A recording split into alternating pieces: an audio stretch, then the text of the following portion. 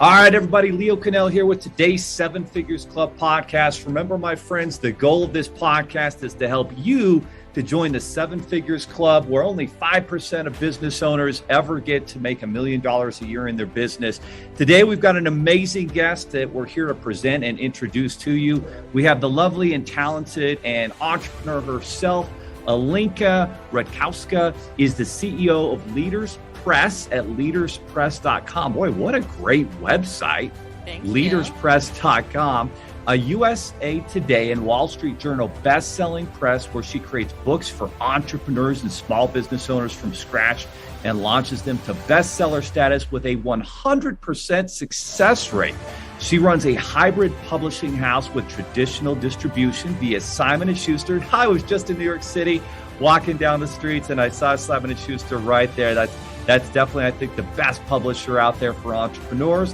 So she works directly with them, through which more than 500 entrepreneurs have been able to share their stories with the world. 172 of Leaders Press authors have become USA Today and Wall Street Journal best-selling authors. And Alinka has been featured by Forbes, Entrepreneur Magazine, Entrepreneurs on Fire, also been on that podcast with John Lee Dumas, loved him, and numerous other outlets. Her mission is to help 10,000 entrepreneurs share their wisdom with the world by 2030. Alinka, welcome to the podcast.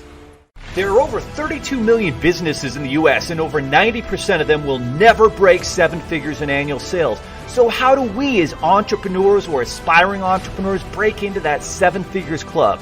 This podcast will relentlessly share the secrets, strategies, and tactics I've used to create 3 multi-seven figures businesses and bring in even more successful entrepreneurs than me to share their inspirational stories and tactics to success. You can create your dream business and life right now. So buckle up and let's go.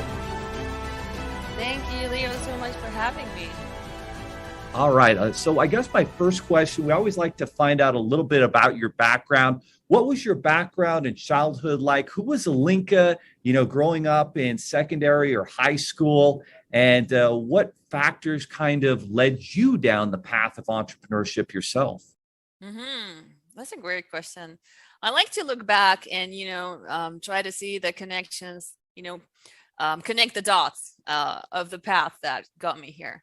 And one of the things that stands out when I was back in primary school was that I remember there was a school newspaper that some kids were putting together, and I didn't really like it very much. There was only that one newspaper, and I thought, hey, maybe they could use some competition. I don't think that was exactly what I was thinking back then when I was 10, but I thought it would make sense for there to be some, a bigger choice for the other kids. So I started putting together this newspaper. For the first issue, I think I wrote most of it. Then I formatted it on my computer, printed it out, photocopied. I had a photocopying machine at home because my parents were university professors, so they had all the equipment to do that. I would staple everything together and, maybe print out like 50 or 100 copies and sell them. And it was super exciting for me, the whole process of putting it together, the writing, the typing, the printing, the smell of the paper, and then the distribution and collecting the money. That was also super exciting. Then I discovered a little bit, it wasn't really my idea, but other kids were saying, hey, can I write an article for this, newspaper? And I was like, well, yeah, this way it's less work for me, right? So then they were writing these articles. I hardly had to do anything, and I was collecting all the money. So I think that's that was my first taste of entrepreneurship back then. I don't know what it is about speaking about entrepreneurs, but we're a certain breed, we're a certain type of person, and I just always get excited when I connect up with an entrepreneur. So it sounds like from a young age, you were showing attributes of entrepreneurship, starting this paper, collecting money, building a team, and doing that at a young age. And it sounds like writing was, a big part of that. So what was it about writing that you enjoyed, that you were passionate about? And why did you choose to get involved with writing articles as a way to connect with people? I felt like I was good at it. My teachers gave me positive feedback, so I enjoyed the assignments at school. I liked doing that. I think the certain authority that comes with, being a kid, the only kid, or one of the two that are publishers, at school. So there's a certain clout, that comes with it. So that was really exciting. I think a lot of it is passion, like you just enjoy the process, you enjoy the results. So you do that. And that's what it's been for me. Like, math did not come to me so easily. Like I remember my dad is a scientist, so he would spend hours and hours with me and, hammer me with all those mathematic equations that I just couldn't solve. I mean, I could in the end, but it was just so torturous. And I mean, now it makes sense that I understand more or less, I can more or less read my balance sheet and understand, if I'm profitable. But it's different when you're reading the numbers, of your business, and it's actually your own money. It's different when you're solving something that you have no idea why you're doing that. Definitely. The writing was easy. So it was passion. And, some things are innate. And I think I heard somewhere that you are born an entrepreneur. So I think that was proof for that. No question. There's just something about being able to read from the words of great people who are great writers that change people's lives.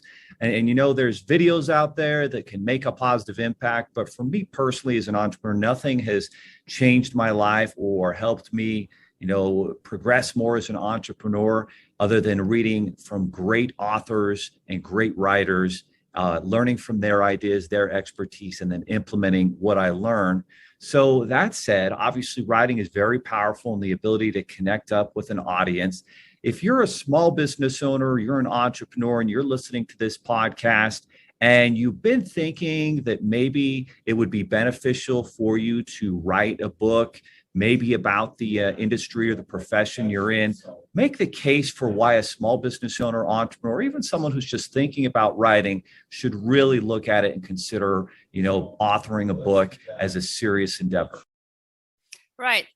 It's the highest converting lead generation tool.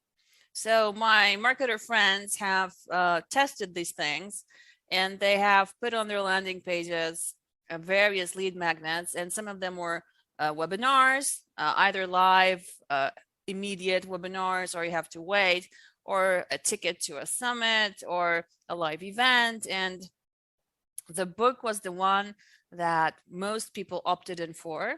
And when that was analyzed, the conclusion was that it's instant gratification. So you opt in and you get the book immediately. You don't have to wait for a webinar that's live. And everybody knows that if the webinar happens like 15 minutes from the moment you sign up, they pretty much now know that it's actually not live, it's pre-recorded. So the book is instant gratification.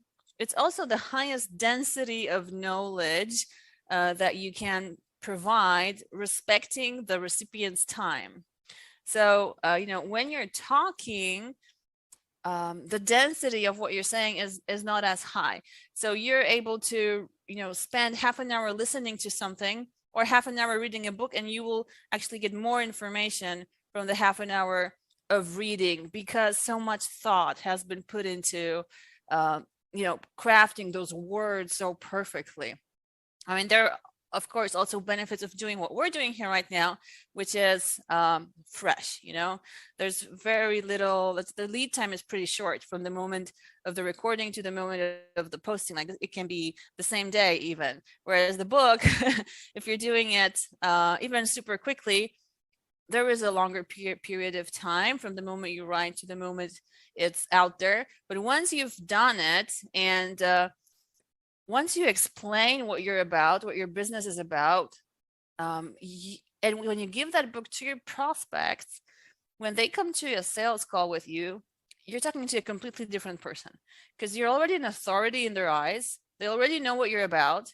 They don't have basic questions like, hey, so what do you do? No, they already know what you do and how you do it and how you've helped so many other people with what they wanted. And their only questions are, so how are we going to make it work in my situation? You don't have to prove anything anymore. So when you give a prospect a lead generation book, it can be a short book, doesn't have to be huge. You're getting a person who sees you as an authority. And so that's the lead conversion tool. And then you most probably got that person because they found your book. And I'll give you an example. We have a lead gen book that we published a couple of years ago called Outsource Your Book. And that book was found on Amazon by the co-founder of DHL International.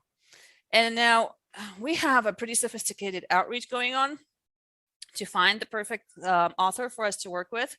But we would never have been able to reach out to the co-founder of DHL International because of all those walls and gatekeepers around him.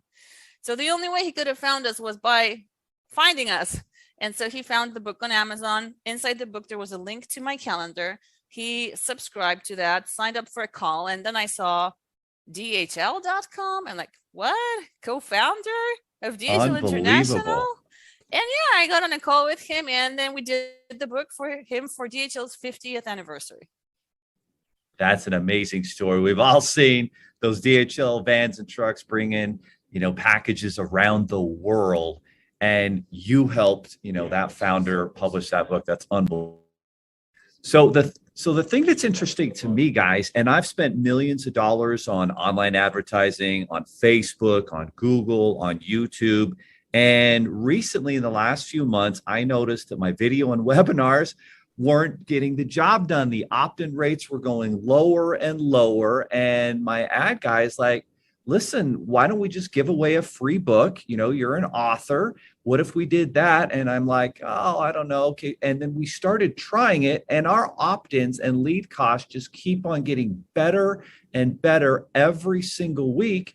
Because you're right, it's instant gratification. It puts you in a position of authority. It's a more valuable thing that someone wants to sign up for, and it's ultimately going to increase your business substantially by doing it. So once you make that decision, if you're listening now, maybe you've decided, okay, I'm going to do this.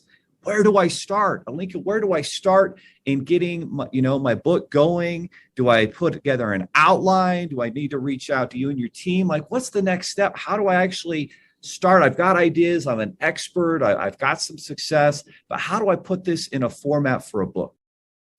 If you're an entrepreneur, all you need is an idea. And once you have an idea, right, it's like having a vision for your company. And then you just need to find the who's that will implement that. So I'm a big fan of a recent book that I read called Who Not How by Dan Sullivan and Dr. Benjamin Hardy. And I've been implementing it in my business, and I think it's a phenomenal concept. So once you have an idea and a vision, you find a team of experts. And if you're looking for a team that has traditional distribution, we mentioned Simon & Schuster at the beginning, and a track record with the USA Today bestseller lists. We got almost 200 authors on those. Then you can see if we might potentially be a good fit to help you with that. And all you need is an idea. From there, the first thing we do is we come up with the positioning. So we want to make sure that the book fits in and stands out.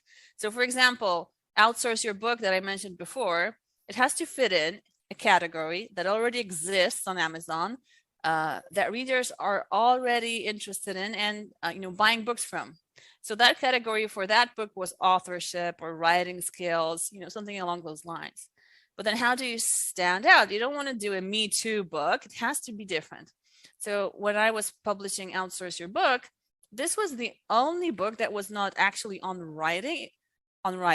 This is a book that's about how to outsource every aspect of the writing and publishing process. So that's how it stands out.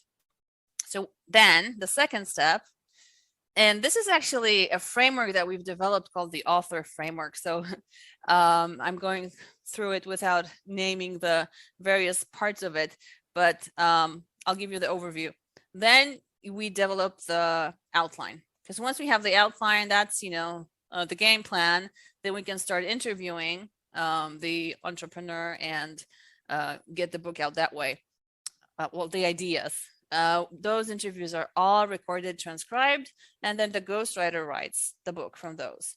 And after that, after a series of approvals from the author, it goes to formatting, it's prettied up, editing first, then formatting, and then we take care of the launch. So depending on what the goals are, we launch on Amazon. We get the book into bookstores through Simon & Schuster.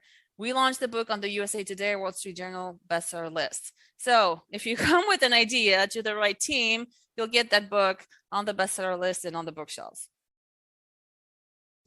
Guys, unbelievable value bombs that Alinka is dropping on us right now. Basically, obviously you want to get your book published. You want to get it out there. You're not really sure where to start. There's two options. You can waste all sorts of time and all sorts of money trying to figure this out on your own, or you can work with Alinka and her team who have already done it, who are connected up with the number one, in my opinion, publisher, Simon & Schuster, for business owners and entrepreneurs and authority figures. And she and her team will help you take what makes you an expert, get it published, put it into something that's unique, right? You can't be like everybody else and stand out in this noisy market world we're in.